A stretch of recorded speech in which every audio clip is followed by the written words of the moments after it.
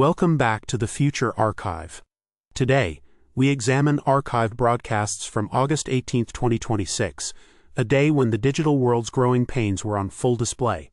We'll explore a landmark trial against Meta over child exploitation, state-led demands for social media reform, OpenAI's attempt to make its chatbot less human, and the literal underground migration of critical tech infrastructure. As always, we'll separate the signal from the noise and the irony from the inevitable. The first story. Meta accused of designing platforms to hook children. Landmark trial begins. On August 18, 2026, a courtroom in California became the stage for a historic reckoning as a coalition of state attorneys general presented evidence that Meta, the parent company of Facebook and Instagram, had intentionally designed its platforms to exploit the psychology of children.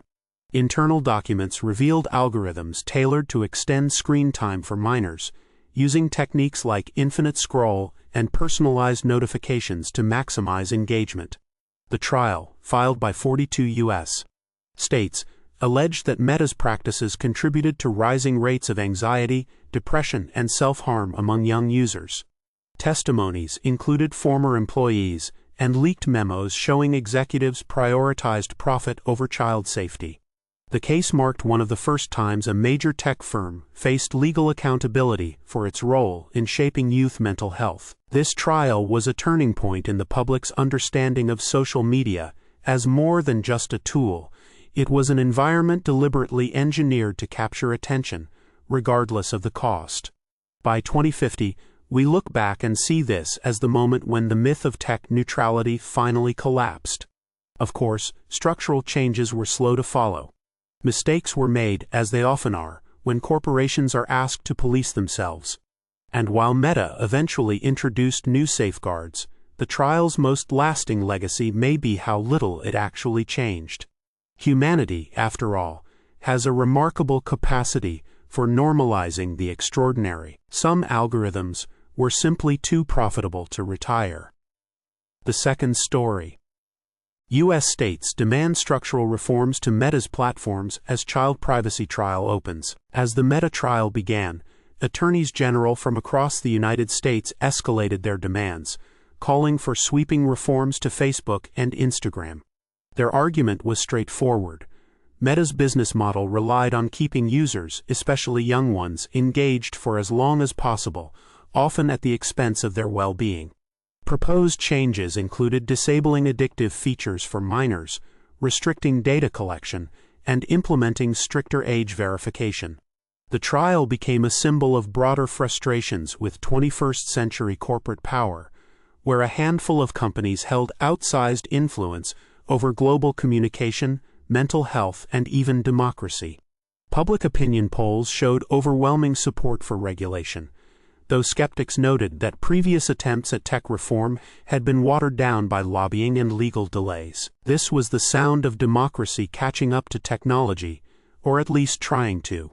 The demands for reform reflected a growing recognition that platforms designed to maximize engagement were inherently misaligned with societal well-being. From a 2050 perspective, it's clear that these early legal challenges laid the groundwork for later, more aggressive interventions. Though, as we now know, the most effective reforms didn't come from courts or legislatures. They came from the market, once parents and advertisers finally realized the true cost of attention. The Great Spreadsheet Crisis of 2042 also helped focus minds, but that's another episode. Regulation followed the prophets, as it always does. The third story. OpenAI restricts ChatGPT's emotional responses for teen users. On the same day Meta faced accusations of human exploitation, OpenAI announced a new safety update for ChatGPT aimed at making the AI less emotionally relatable for teenagers. The change was a response to growing concerns that young users were forming unhealthy attachments to the chatbot, which could mimic empathy and companionship.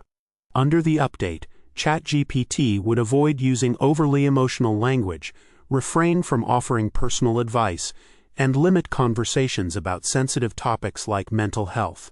Critics argued the move was both too little and too late, pointing out that it treated the symptom rather than the cause. After all, they noted, if an AI needed to be made less human to be safe, perhaps the problem wasn't the AI's humanity, but the absence of actual humans in its design and oversight. Here we see the paradox of the early AI era. Companies raced to make their products more human-like to drive adoption, only to then rush to dehumanize them when the unintended consequences became impossible to ignore. By 2050, this particular update is mostly remembered as a footnote in the larger story of AI governance. What's more telling is how it revealed the contradictions at the heart of Silicon Valley's approach to safety. Safety committees were formed, as they often were, but actual responsibility remained elusive. The update also foreshadowed the subscription wars, as parents were soon asked to pay for premium versions of AI that included emotional support features. The safest AI was the one that never had to say sorry. The fourth story. Critical tech infrastructure moves underground amid rising threats. As climate disasters and cyber attacks grew more frequent and severe, a quiet but significant shift was underway in 2026. Vital technology infrastructure was being moved underground. Data centers, once housed in sprawling above-ground facilities, were relocating to subterranean bunkers to protect against extreme weather, physical sabotage, and electromagnetic pulses. Companies like Google and Microsoft led the trend, with new facilities buried deep beneath the earth in locations like Nevada's deserts and Sweden's granite bedrock. The migration highlighted a broader pattern of humanity retreating below ground in response to the chaos it had created above. While the move improved resilience, it also raised new questions about accessibility, maintenance, and the long-term sustainability of a world increasingly dependent on hidden, centralized systems. This was humanity's version of a tortoise retreating into its shell, except the shell was a data bunker, and the predator was us. The underground migration was a tacit admission that the surface world had become too volatile for the technology that now underpinned civilization. From our vantage point in 2050, it's clear that this was only the beginning. Soon, entire cities would follow, though not without consequences. After all, out of sight often means out of mind, and out of mind means out of regulation. Evidence later suggested an intern may have misplaced the blueprints for one of the first bunkers, but that's a story for another day. The future was underground, literally and metaphorically. The fifth story. The last human meeting debate resurfaces as remote work peaks. While not a headline on August 18, 2026, the undercurrent of the day's events was a growing debate. Had humanity already held its last in-person meeting?